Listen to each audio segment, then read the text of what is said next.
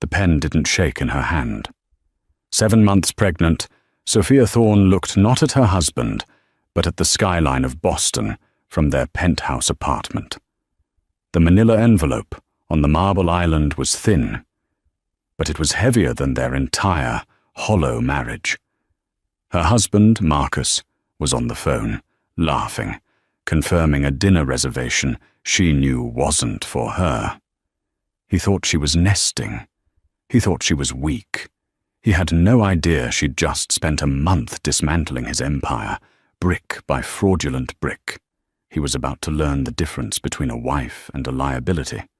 The Thorne penthouse felt less like a home and more like a high-end showroom, a place where coasters were mandatory and emotions were vacuum-sealed.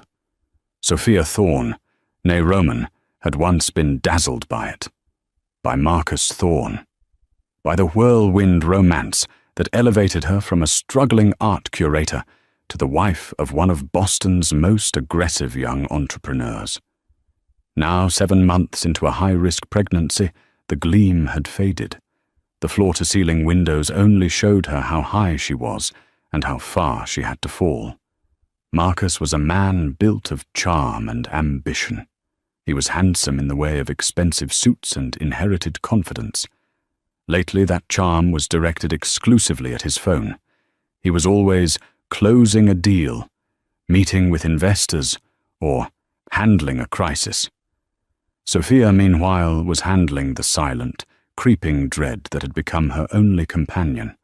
The lies were small at first, a scent on his suit jacket that wasn't his cologne or her perfume. Late-night board meetings that stretched until 3 a.m. The way he'd angle his phone away from her on the sofa, a gesture as subtle and as sharp as a paper cut. Sophia was quiet, but she was not stupid. She was the daughter of a forensic accountant. She had been raised on the gospel of trust, but verify. The verification came on a Tuesday. Marcus was in the shower, singing. His personal laptop, the one that was, for his eyes only, was open on his desk. A notification pinged. It wasn't a text. It was a calendar reminder from a shared account he'd clearly forgotten he had. Chloe, final walkthrough. Location, 114 Beacon St, Apt 6B. Notes, surprise for C. Make sure the champagne is on ice. Call the jeweler, ref 884B, to confirm delivery. Sophia's blood ran cold. 114. Beacon St, that wasn't an office building. It was a new, obscenely expensive condominium complex. She navigated to his email. He hadn't just bought a condo. He had leased it, fully furnished, for 2 years. A quick search for the jeweler's reference number brought up a file on his hard drive. The receipt for a 5-carat canary diamond ring. A ring she had never seen. But the final, devastating blow was in his travel folder. He had booked 2 first-class tickets to St. Bart's, departing in 3 weeks, the time she would be entering her 8th month, forbidden from flying. The passenger names were Marcus Thorne and Chloe Bennett. She didn't cry. The shock was too sharp, too cold.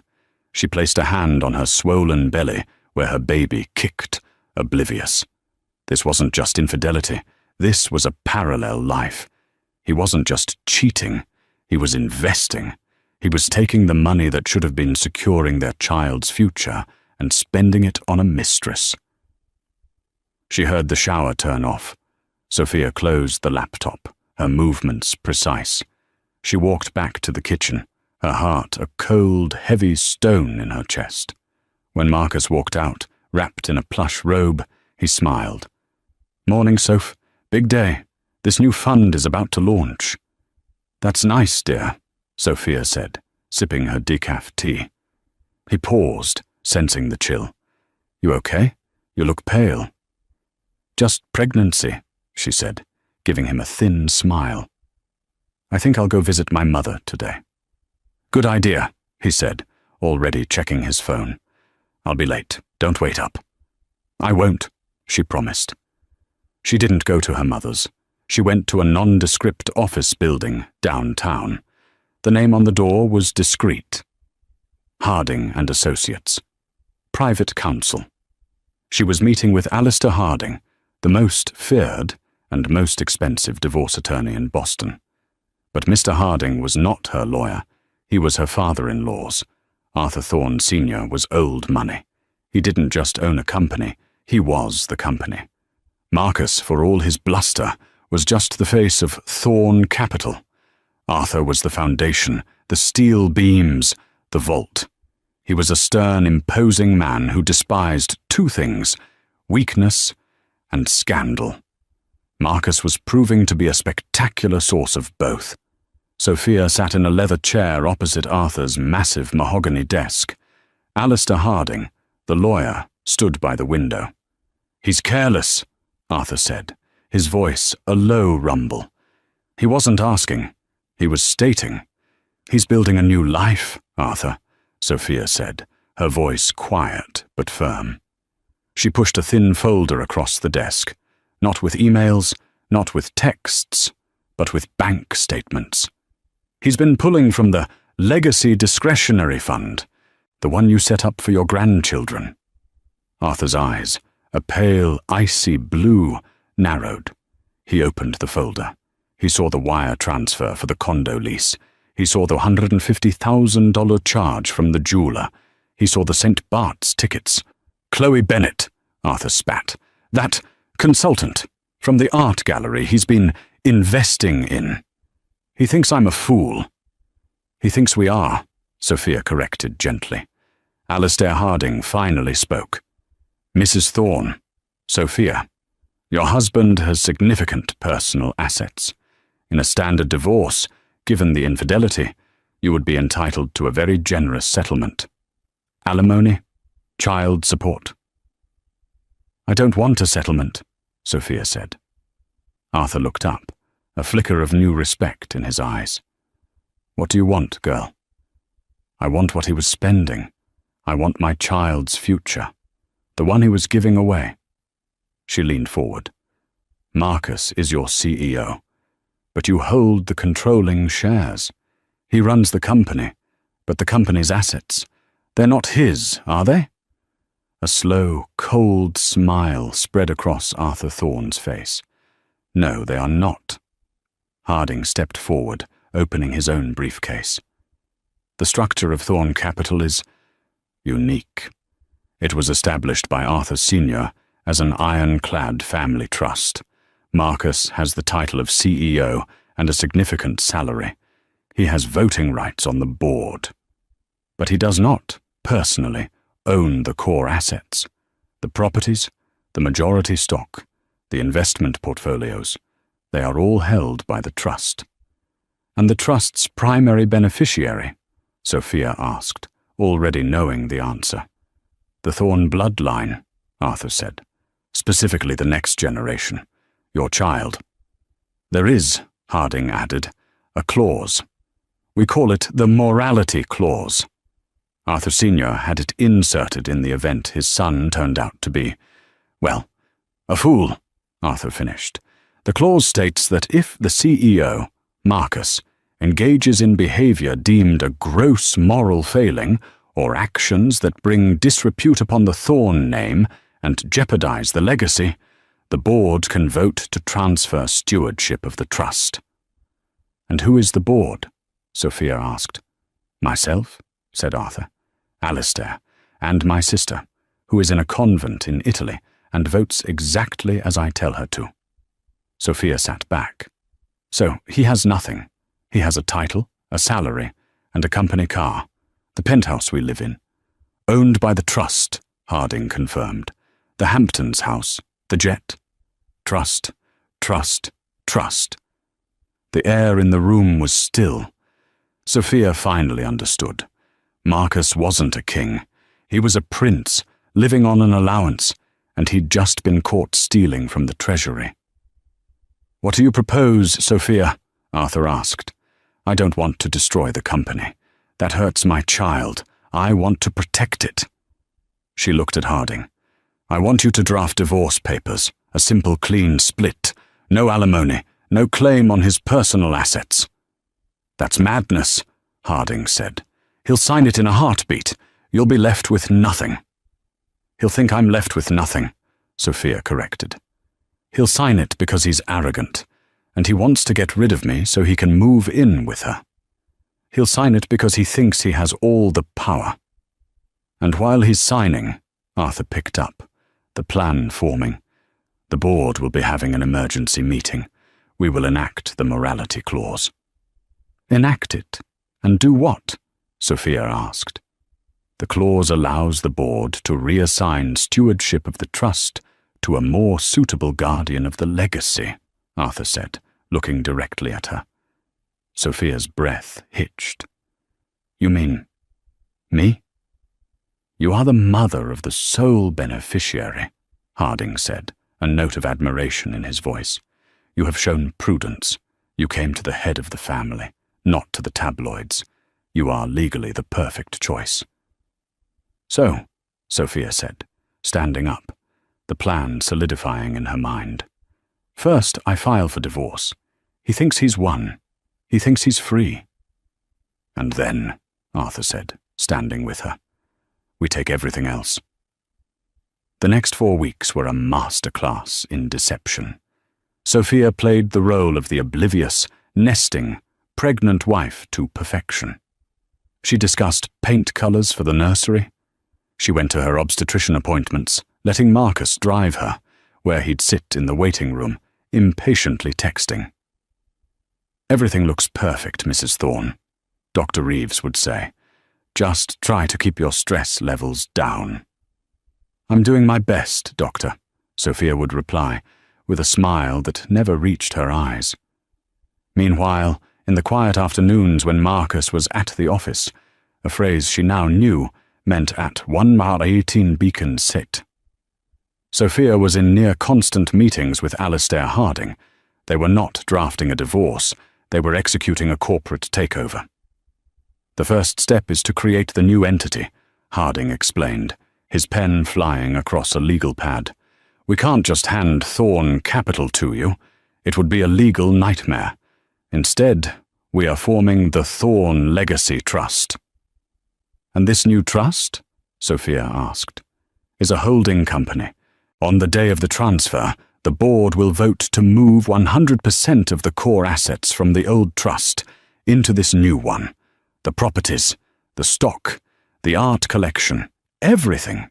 The old trust, the one Marcus thinks he controls, will be left as an empty shell. It will contain exactly one asset, his employment contract as CEO.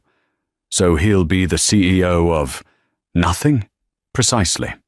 A king with no kingdom, Harding confirmed.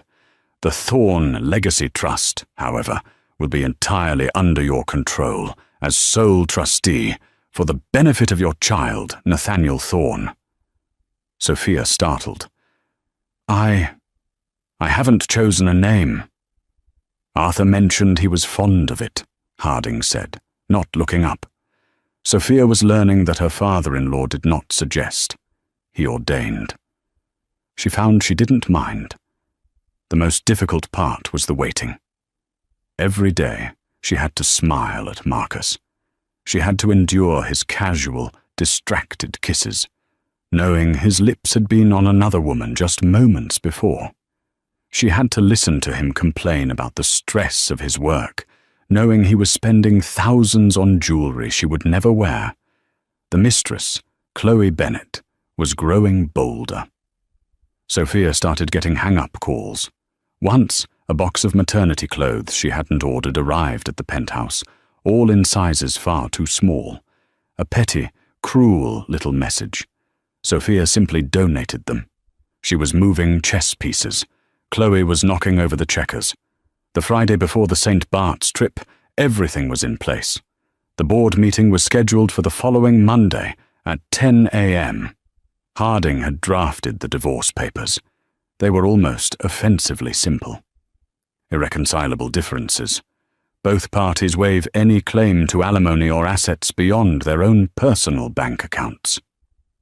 "He will be suspicious," Sophia worried. "He'll know I wouldn't just walk away with nothing."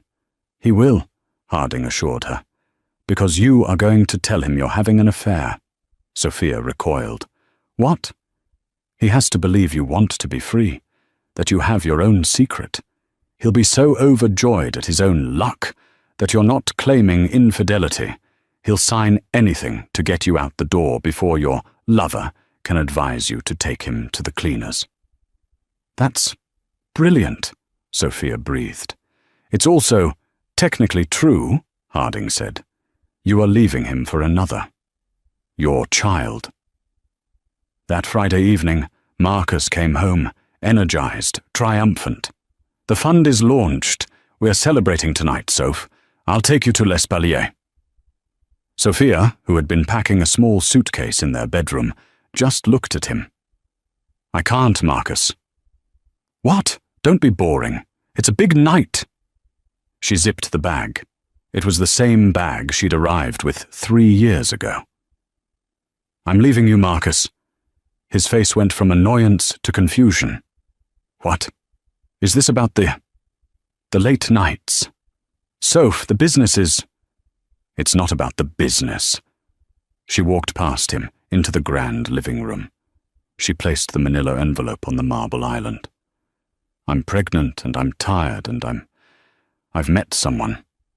The silence was deafening. Marcus's brain visibly short-circuited. He was trying to process her betraying him. You... What? He stammered. I've met someone, she repeated, her voice flat. He wants me. He wants this baby. I'm going to him. Marcus's confusion warped into a dark, relieved anger. You dare? While you're pregnant with my child? I don't want anything from you, Sophia said, sliding the envelope toward him. Just my freedom. I've signed them. You signed them. And I'm gone tonight. No lawyers, no fighting. You can have your life. I'll have mine. He snatched the envelope, tearing it open. He read the terms. His eyes widened. No alimony, no claim on the house, no assets. He was getting off scot-free. He was being handed the perfect escape. You're just leaving? He said, trying to sound outraged, but the relief was pouring off him. I am. He stared at her, then at the papers. He was thinking of Chloe, of St. Bart's, of the Canary Diamond. He was free. Fine, he spat, grabbing a pen. Good riddance. Don't you ever come to me for a dime, you understand? This child is... I'll have my lawyers contact you about that. Whatever you say, Marcus. He signed his name with a flourish. Get out of my house. It's your house, Sophia said, picking up her signed copy and her suitcase. She walked to the private elevator, her back straight. The doors chimed shut, leaving Marcus Thorne alone in his penthouse, a grin of pure, unadulterated victory spreading across his face. He'd won. He had everything. Marcus couldn't believe his luck. He was free. He poured himself a glass of 30-year-old Macallan, his Macallan from his bar in his penthouse. He dialed Chloe's number. It's done, he said, his voice brimming with laughter. What's done? Chloe's voice was pouty. You were supposed to be here an hour ago. She's gone. The Ice Queen finally cracked. She left me. There was a squeal on the other end. She left you? You mean, we're free? Better than free. Get this, she's having an affair. Can you believe the nerve? She's pregnant with my kid and stepping out. Oh my God, Marcus. That's... What about the divorce? Is she going to fight you? She already signed. Took nothing. Nothing. She just wanted out. She must be terrified I'd find out and take the baby. He took a long, victorious sip. She's gone, Chloe. The penthouse is all ours. St. Bart's is on. Our life starts now. Chloe was screaming with delight. I'm coming over. No, wait. You come here. Come to our place. Let's celebrate properly. I'll be there in 20, Marcus said. He hung up, feeling like the king of the world. He was free of his boring, pregnant wife. He was off to the Caribbean with his stunning mistress. And it hadn't cost him a cent. He spent the weekend in a blissful fog at 114 Beacon Saint. He and Chloe celebrated their victory, drinking champagne and making plans. They'd redecorate the penthouse. They'd host a massive welcome party. He'd finally be able to live his life without Sophia's judgmental, quiet presence. She was always such a downer, Chloe said, lounging on the new sofa in lingerie. So, dull. You need someone vibrant, baby. Someone who can keep up. And I've got her, Marcus said, kissing the canary diamond on her finger. On Monday morning, he woke up in Chloe's bed. He felt powerful. He had a 10 a.m. board meeting, a routine quarterly review. But he wasn't worried. His father was getting old, and Harding was a glorified bean counter. He, Marcus, was the rainmaker. He strolled into the Thorn Capital boardroom at 10:02 a.m., coffee in hand. The mood was wrong. His father, Arthur Sr., was at the head of the table, a place he hadn't occupied in years. Alistair Harding was beside him. The third board member, his aunt's proxy, was on a secure video line. "You're late," was all Arthur said. "Sorry, Father. Traffic," Marcus said, taking his seat. "All right, let's get to the quarterly projections. We're looking at a 15% upside in the new fund." "We are not here to discuss the fund," Arthur interrupted, his voice like granite. "We are here to enact Article 7, Section 4 of the Thorn Family Trust Agreement. The morality clause." Marcus's blood turned to ice water. "What? What are you talking about?" "We are talking about 114 Beacon Cent, apartment 6B, Harding said, reading from a document. "We are talking about the lease taken out in your name, paid for by the Legacy Discretionary Fund. We are talking about the unauthorized expenditure of $150,000 for a personal gift. We are talking about infidelity, gross misconduct, and bringing disrepute upon the Thorn name." Marcus gaped. You've been spying on me? This is Sophia. She's a vindictive. She told you." "Mrs. Thorn provided documentation. Yes," Arthur said. "She came to me, as the head of this family, to protect her child's inheritance. An inheritance you were spending on your mistress." I'll pay it back," Marcus stammered. "It was a mistake, a momentary lapse. It was a betrayal," Arthur said. "The board has before it a motion to enact the clause and transfer 100% of the assets from the Thorn Family Trust to the newly formed Thorn Legacy Trust, effective immediately. All in favour?" "Aye," said Arthur. "Aye," said Harding. "Aye," came the tinny voice from the speaker. "The motion passes," Arthur said, banging a small ceremonial gavel. Marcus was hyperventilating. What does that mean? Transfer assets? What assets? I run this company." "You run this company in name," Harding said, adjusting his glasses. "As of this moment, Thorn Capital is a shell. Its assets, this building, the name, the funds, the properties, the jet, are now the sole property of the Thorn Legacy Trust.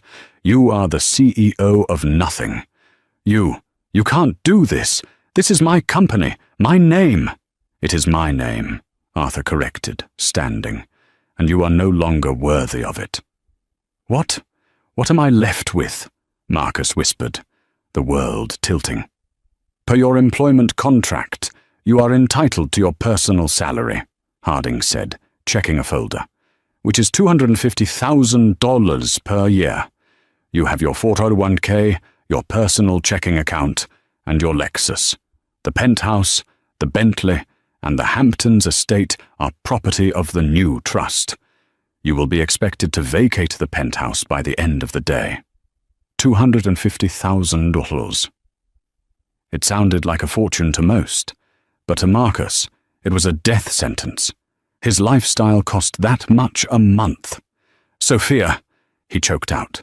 She planned this." "She protected her son," Arthur said, "which is more than you did." Marcus's phone buzzed. It was Chloe, a picture of a wedding dress. He looked at the phone, then at his father's back as he and Harding walked out, and he finally understood. He wasn't the king. He was the fool. Chloe Bennet was having the best day of her life. She woke up in their condo. Marcus, for the first time, wasn't rushing off. He'd stayed until he had to go to his boring meeting. She'd spent the morning shopping online, using the platinum card Marcus had given her. A wedding dress. Why not? Sophia was out of the picture. It was only a matter of time. She was booking a hair appointment when her phone buzzed. It was Marcus. "Baby," she answered. "I was just thinking about you. I saw the perfect Vera Wang, and—" "Shut up, Chloe," Marcus hissed. His voice was unrecognizable. It was thin, reedy, terrified. "What? What's wrong? You sound awful." He knows everything. My father. He knows what? About us? So what? Marcus, you're a grown man. You're divorced. Who cares what your daddy thinks?" "You don't understand," Marcus yelled, and she could hear him pacing. "The company, it's not mine. It was never mine." "What are you talking about? You're the CEO. I'm the CEO of nothing," he screamed. "It's a trust, Chloe. A goddamn trust. He invoked a clause. He took it all away. The house, the cars, the money. All of it." Chloe sat down hard on the sofa. "What do you mean, all of it? You're still rich. You're Marcus Thorne. I have my salary. That's it. My $250,000 salary. He cut me off." Chloe's brain went blank. $250,000. That was fine. But it wasn't rich. It wasn't penthouse and private jet rich. It wasn't 5-carat diamond rich. "But this condo," she whispered, looking around at the expensive furniture. "The lease is terminated. It's in the trust's name. They're taking it back. All of it. The car he gave you? It's a company lease. They're picking it up." "No," Chloe said. "It wasn't a protest. It was a denial." "No, you're lying. This is a joke." "It's not a joke," he roared. That snake, Sophia. She did this. She planned it all. She's been working with my father for weeks." Chloe's online shopping cart was still open on her laptop. She looked at the $30,000 dress. An alert popped up from her banking app. The platinum card. Declined. "Marcus," she said, her voice trembling. "The card. It's not working." "Of course it's not working, you idiot," he snapped. "It's a company card. It's all gone." The room started to spin. She wasn't going to be Mrs. Thorne. She wasn't going to St. Bart's. She was the mistress of a man who made $250K a year and had just been fired by his father. The man she'd slept with wasn't a billionaire. He was a glorified middle manager. "But you told me," she started. "I thought, I am. This is temporary. I'm going to fix this. I'm going to sue." Marcus was rambling, trying to convince himself. "I need to see Sophia. She has to be behind this. She has to—" "Where is she?" Chloe demanded, a new, cold fury replacing her panic. "Where is that pregnant cow?" "I don't know. She's Harding. The lawyer. There must be a final meeting. A transfer of assets. I'm going there now. I'm going to stop this." "I'm coming with you," Chloe said, grabbing her keys. She wasn't losing this. She was going to confront that mousy, pathetic wife and she didn't know what. But she wasn't going down without a fight. She had earned this life. The boardroom at Harding & Associates was even more intimidating than the one at Thorne Capital. It was old world, dark wood, leather-bound books that were actually read, and a silence that felt expensive. Sophia was at the head of the table. She looked different. She wasn't in her usual beige cardigans. She was in a tailored, dark blue maternity dress that looked like armor. Her hair was pulled back. She was flanked by Alistair Harding and 2 other stone-faced lawyers. Her father-in-law, Arthur, was on a video screen, observing. The door burst open, and Marcus stumbled in, his suit rumpled, his face blotchy. Behind him, like a furious shadow, was Chloe, dressed in spike heels and a red dress that was entirely inappropriate for 11 a.m. on a Monday. "Sophia!" Marcus yelled. You thief! You can't do this!" Sophia didn't flinch. She just looked at him, her expression one of mild disappointment. "Marcus, you're late. Again. Please, sit. Or don't. It doesn't matter." "Don't you dare talk to him like that!" Chloe shrieked, pointing a manicured finger at Sophia. "You think you can just steal his money?" Alistair Harding cleared his throat. "Miss Bennet, you are not party to this meeting. You have no legal standing. I must ask you to leave." "I'm not going anywhere," Chloe snapped. "This is my life you're destroying." "On the contrary, Miss Bennet," Sophia said, her voice cutting through the hysteria. "You are merely the expense. The reason this all came to light. You were never part of the life at all." "This is insane," Marcus pleaded, turning to the video screen. "Father, you can't let her do this. I'm your son." "You were my son," Arthur's voice boomed from the speaker, making Chloe jump. "You are now just a man who betrayed his wife, his child, and his legacy. The transfer is complete. This is just a signing formality." Harding pushed a final, thick document toward Marcus. "This is a non-disclosure agreement and a waiver of litigation, Mr. Thorne. It stipulates that in exchange for your continued, though diminished salary, you will not contest the board's decision or bring any lawsuit against the Thorne Legacy Trust, its trustee, or Thorne Capital." "Trustee?" Marcus said, his eyes scanning the page. Who is the trustee?" "I am," Sophia said simply. The blood drained from Marcus's face. You control everything? The house, the company, everything." "On behalf of my son," Sophia corrected. "Your father's grandchild, the only thing that matters in all of this." "No," Marcus whispered. He sank into a chair. He was ruined. But Chloe was not done. The full picture was finally clear to her. The man she'd attached herself to was worthless. The woman she'd mocked held all the cards, all the money, all the power, was now in the hands of the pregnant wife. "You bitch," Chloe hissed, her face contorted. "You planned this. You trapped him. You probably faked the pregnancy." Sophia's calm finally broke. She stood up, her belly a prominent, proud curve. "Get her out. You...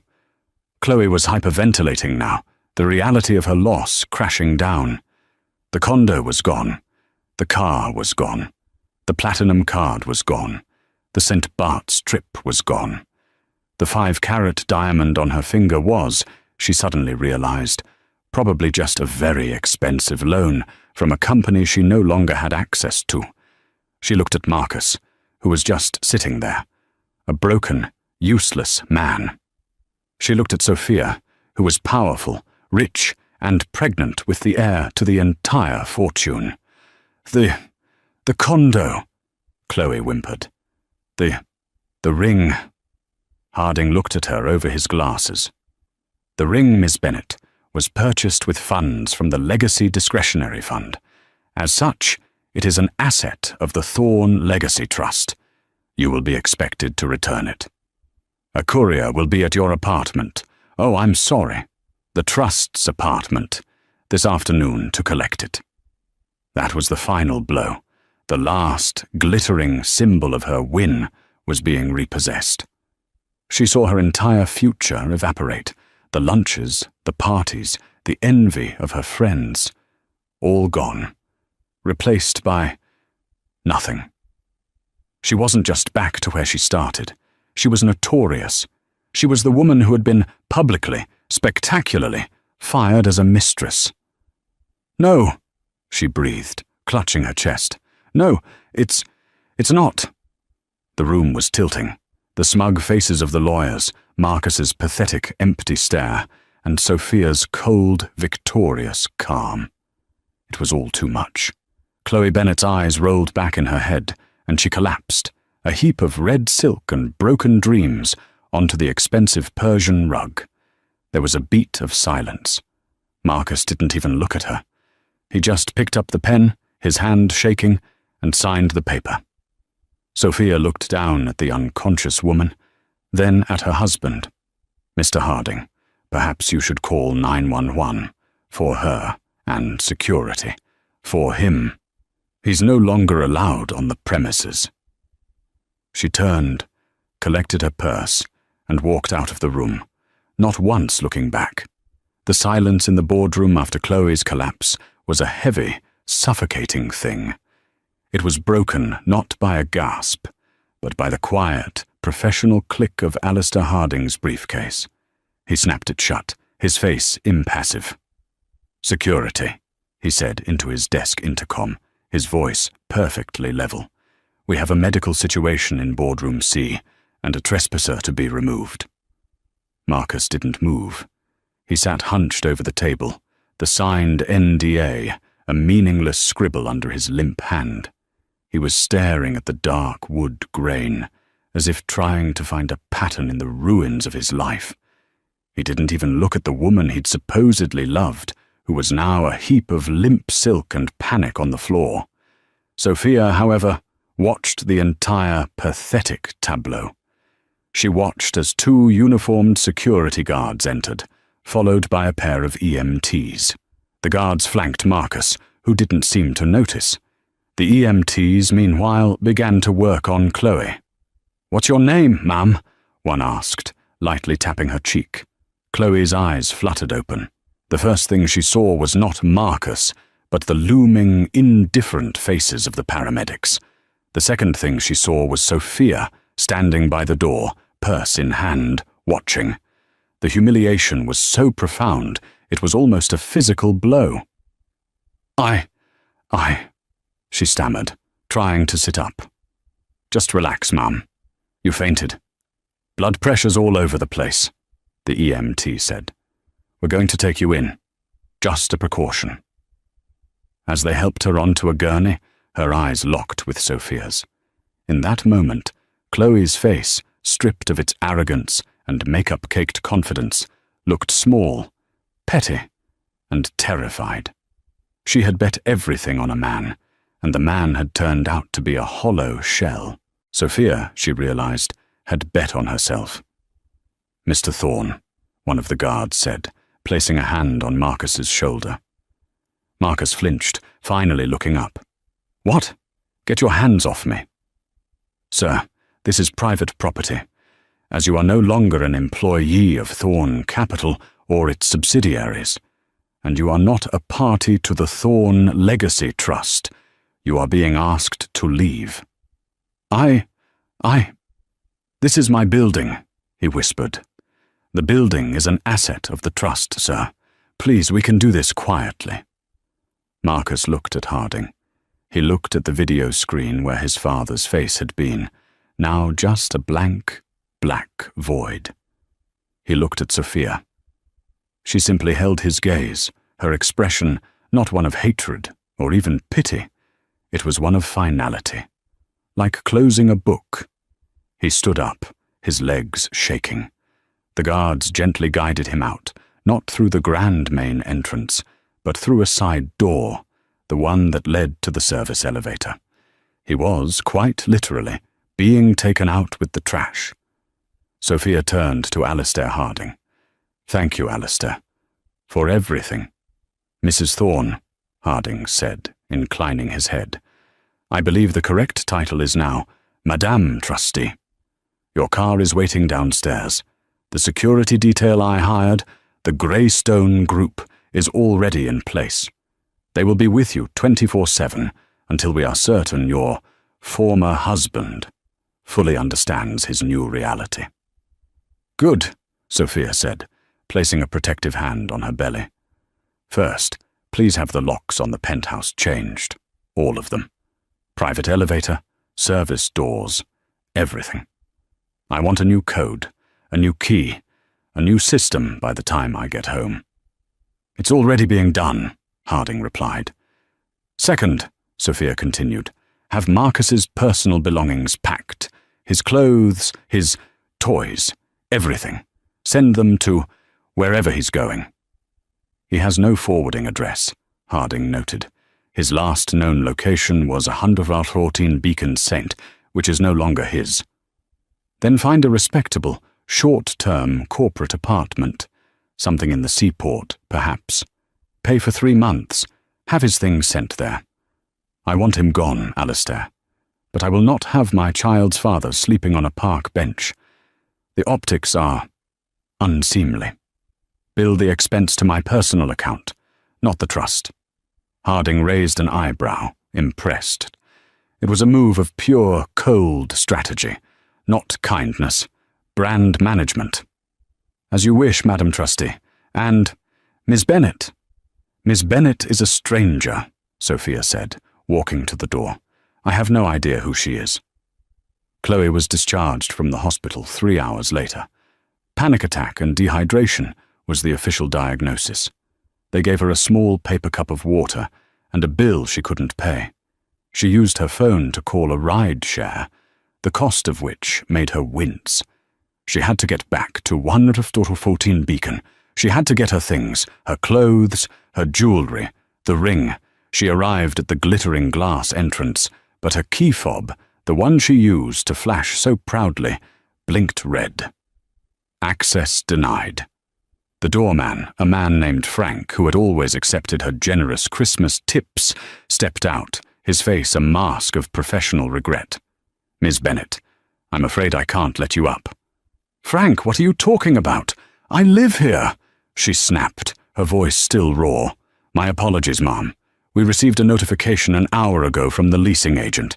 The tenant of 6B has been changed. Your name is no longer on the resident list." "That's ridiculous. Marcus Thorne pays—" "The lease is held by a corporate trust, ma'am. Not Mr. Thorne." Frank pointed to a single, medium-sized cardboard box sitting by the valet stand. "A courier and a security guard from the trust's representatives were here. They packed your personal effects. The rest of the apartment's contents were, and I quote, assets of the trust." Chloe's blood ran cold. She walked over to the box. It was taped shut. She tore it open. Inside was her toothbrush, her makeup bag, the half-used items, a few changes of clothes, the non-designer ones, and her high school yearbook. It was the box of a college student, not a future billionaire's wife. "Where is—" she whispered, her hands rummaging frantically. "Where is the jewellery, the bags, the ring, the canary diamond?" "The gentleman from the trust took inventory, ma'am. He said any items purchased by the trust were being returned to the trust. That included the ring on the vanity. It was gone, all of it, repossessed. She was left with nothing but a $40 cab bill and a box of memories she'd tried to escape." She sank down onto the curb, right next to the valet stand where she used to pull up in her, least she now realized, convertible, and for the first time, she truly, utterly wept. When Sophia returned to the penthouse, the silence was absolute. The air felt cleaner, lighter. The oppressive stale scent of Marcus's cigars and arrogance was already fading. A man from the security team was just finishing installing a new, high-tech control panel by the elevator. "You are all set, Mrs. Thorne," he said. "No one gets in without this fob, or a direct voice authorization from you." "Thank you, Michael," she said, running her hand along the cool, smooth metal. She walked through the vast apartment. It was a mausoleum of a life she'd never really wanted. She went straight to Marcus's game room. The room was a monument to his adolescent ego. 3 massive televisions, a black leather pit sofa, a fully stocked bar with garish neon signs, and a glass-walled humidor. It stank of smoke and entitlement. She picked up her phone, not calling a decorator, but a demolition crew. "Yes, I'd like to schedule a gut renovation," she said, her voice echoing in the large, empty room. "I want everything out, down to the studs, the bar, the electronics, everything. I want it sterile by tomorrow." She hung up and made a second call, this time to a high-end nursery designer. "Hello, I'd like to design a room," she said, a small smile touching her lips for the first time. "The theme is quiet strength. I'm thinking pale yellows, natural woods, and the softest carpet you can find. And one entire wall. I'd like it to be a mural of the Boston skyline, but seen from a park, not a penthouse." She spent the next 2 months in a whirlwind of creation. She didn't just redecorate, she reclaimed. She sold Marcus's ostentatious wine collection, and the proceeds went into a new account. She found the canary diamond ring, the real one, in Marcus's desk drawer, the one he'd bought for Chloe but hadn't had the chance to give her yet. She didn't pause. She sent it to Alistair Harding with a simple note. "Sell this. Put the money in my son's college fund." She worked tirelessly with Harding and Arthur Sr. to restructure the company. She was, as Arthur noted, a natural. She was her father's daughter, a forensic accountant at heart. She saw the rot in the company's books, the vanity projects, the consulting fees to shell companies, many of which had names like CB Ventures, the obscene personal expenses disguised as corporate overhead. She was ruthless. She was precise. She was, as the new board members would learn, completely unbothered by ego. She wasn't a CEO. She was the owner. She hired a new president to run the day-to-day operations, a quiet, brilliant man from MIT named David Chen, who had a reputation for ethics and sustainable growth. Her instructions to him were simple. "I don't want to be the biggest company. I want to be the strongest. No more pirate raids. We are building a lighthouse." 3 weeks before her due date, she was in a board meeting, reviewing the Q3 projections, when she felt the first, sharp contraction. She didn't panic. She simply nodded to Mr. Chen. "David, you will have to table the discussion on the new green energy fund until Monday. My son appears to be on a deadline." Nathaniel Arthur Thorne was born at 4:02 a.m. on a Tuesday. He was 7 pounds, 8 ounces, and had a shock of dark hair. Sophia, exhausted but lucid, held him to her chest, the tiny, perfect weight of him anchoring her to this new, terrifying, and powerful reality. She was in the best private suite in the hospital, the one reserved for visiting royalty, and, apparently, the trustees of the Thorne legacy. She was alone, by choice. She had no interest in a room full of people. There was a soft knock on the door. It was Arthur. He looked older, more frail than she'd ever seen him, but his blue eyes were sharp. "Sophia," he said, his voice a low rumble. "Arthur, come in. Meet your grandson." Arthur Thorne Sr. walked slowly to the bedside. He stared at the small, swaddled bundle, his face a mask of iron and, beneath it, a profound, aching vulnerability. "He is small," he said gruffly. "They all are at first." Sophia smiled, shifting the baby. "May I?" Arthur asked, a rare moment of uncertainty. Sophia gently passed him the child. The old man, whose hands had signed billion-dollar deals and crushed competitors, was clumsy, his large, knotted fingers fumbling with the blanket.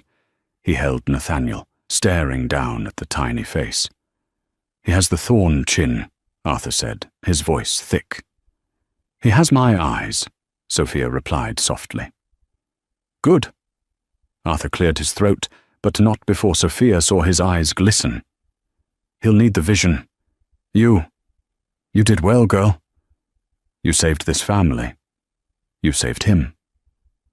I just did what a mother had to do, she said. He nodded, handing the baby back with a reverence that touched her. Your name is on everything now. The primary accounts, the vaults. You are the sole signatory for the trust. I am retired. Fully. Arthur, you don't have to. I want to, he said. I'm tired of running an empire, Sophia. I just want to watch one grow. He reached into his coat pocket and pulled out a small, old-fashioned velvet box. It wasn't jewelry. What is this? She asked. My wife's, Elizabeth's. It's a key to our personal safe deposit box at the bank on State Street. It contains her bonds, her personal jewelry, and the original handwritten charter for this company. They are not part of the trust. They are family. They are now yours. And his. Sophia took the key, the cold metal warming in her hand. This was it. The final total transfer, not just of wealth, but of history, of legacy. Life for Marcus and Chloe settled into a new, bleak normal. Marcus, living in the sterile corporate apartment Sophia had provided, found his $250,000 salary vanished almost instantly. After taxes, court-ordered child support, which Sophia had Harding file for, and which was funneled directly into Nathaniel's education trust, untouched, and his own pathetic attempts to maintain a fraction of his old life, he was broke by the third week of every month. He tried to raise capital. He tried to start a new fund. But the word was out. He wasn't the rainmaker. He was the son who had been disinherited. He was a fool. The doors that had once flown open were now politely but firmly shut. He was at a mid-range chain restaurant in the suburbs one night, trying to get a free meal by talking business with a former low-level analyst, when he saw her. Chloe. She was not in a red silk dress. She was in a standard-issue black polo and apron. She was the hostess. Her hair was pulled back in a severe ponytail, and her face, without the expensive creams and treatments, looked tired. Their eyes met across the laminated menus. There was no spark, no lingering affection, just a flat, dull thud of mutual recognition. This was it. This was the bottom. He was the man who had lost an empire. She was the woman who had cost him. It was, in a twisted way, a reunion. They were the only two people on earth who understood the specific, humiliating nature of their fall. 6 months later, they were living together. Not in a penthouse, but in a third-floor walk-up in Somerville. Their love, built on money and glamour, had been replaced by something else. A symbiotic, bitter resentment. They were trapped, bound not by passion, but by their shared failure. The Stop and Shop sighting, which became a small, delicious piece of Boston gossip, was not a one-time event. It was their life. A lawyer from Harding's firm saw them one Tuesday night under the harsh fluorescent lights, arguing in the pasta aisle. "Just get the store brand, Marcus." Chloe's voice was a shrill whisper. "It's 50 cents cheaper." "I am not eating that garbage," he hissed back, his face blotchy. He looked a decade older, his expensive suit replaced by stained khakis. "Why don't you contribute? That joke of a job you have." "My joke of a job paid the electric bill, you useless." They were a portrait of misery. They had each other. And it was, for both of them, a fate far worse than poverty. 2 years later, the Thorne penthouse was unrecognizable.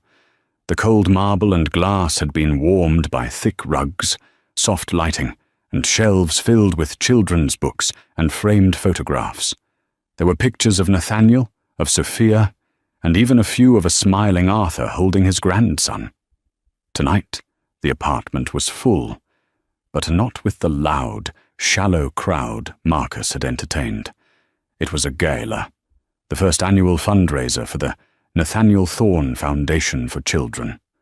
The rooms were filled with Boston's real power, surgeons from Mass General, the directors of the Museum of Fine Arts, university presidents, and the quiet, old money families who had once looked down on the Thorne name as crass and new. Sophia stood by the fireplace, poised and radiant in a simple, elegant, dark green dress. She was not a wife. She was not a mistress. She was Sophia Thorne. She tapped a glass for attention. "Good evening," she said, her voice clear and carrying. "Thank you all for coming." The Thorne name. For a long time, it was associated with aggressive acquisition, with winning. Tonight, I hope we can begin to associate it with something new, with responsibility, with community, with a legacy. Not a legacy of steel and glass, but of health, of art, and of a better, safer future for all of our children. The room erupted in genuine warm applause. In a quiet corner, Arthur Sr., now in a wheelchair, held a sleeping Nathaniel on his lap, the two of them looking out the window at the city lights. He watched Sophia, a look of profound, complete peace on his face. The legacy was secure. Later that night, after the last guest had left and the caterers had cleared, Sophia took her son from his grandfather. Arthur had fallen asleep, a content smile on his lips. Sophia walked over to the great floor-to-ceiling windows, holding her sleeping son. She looked out at the same Boston skyline that had once felt like a prison. The city glittered below, a sea of diamonds, none of them canary. She thought of the thin manila envelope she had carried that day. She thought of the pen that hadn't shaken. She had quietly brought divorce papers, and in doing so had inherited an empire, not as a wife, not as a victim, but as a mother, as a guardian. She kissed the top of Nathaniel's head. "It's a big world, my love," she whispered, her reflection and his staring back at them from the glass. "It's not a cage. It's a kingdom. And it's all yours to protect." And that's the story of how Sophia Thorne proved that a quiet signature can be louder than a lifetime of shouting. She didn't just get revenge, she secured a future. She turned her pain into power and reminded everyone that the most dangerous person in the room is often the one everyone underestimates. Marcus and Chloe thought they were winning a prize, but they forgot to check who owned the trophy. What did you think of Sophia's strategy? Was it cold and calculated, or was it the perfect move for a mother protecting her child? Let us know your thoughts in the comments below. We read every single one, and your stories and insights are what make this community so special. If you loved this story of justice and karma, please hit that like button, share it with someone who needs to hear it, and most importantly, subscribe to our channel for more real-life drama and incredible twists every single week. You won't want to miss what's coming next. What's coming next? What's coming next? What's coming next? What's coming next? What's coming next? What's coming next? And there's people having lectures. Flower arranging. My mum used to pick flowers every day from the garden, cut flowers, put them in vase. Fuck me. Oh, sorry, Jack, can't afford your tennis racket. We've got to spend all the money on a ramp and a motorised wheelchair for this money-grabbing little fucking... Why do you need a motorised one? No arms. That's fair enough. That is fair enough. I can tell some of you feel a bit uncomfortable laughing at little Timmy, who's a little 6-year-old lad. He's got a funny little voice because his chest is all fucked. Got no arms, no legs, just like stumps, right? But let me tell you something about Timmy to make you feel better about yourselves. He's a fucking racist. Yes. Horrible little shit, he is. You little fucking bigot. You disgusting little fucking racist, you racist scum, you filthy little fucking, you fascist, you fucking, you disgust me.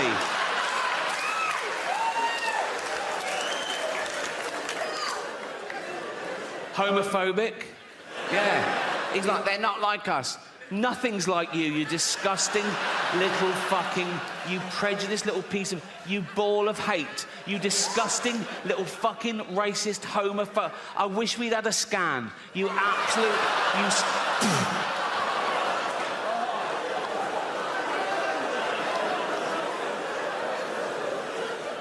misogynist. If he could, he'd rape.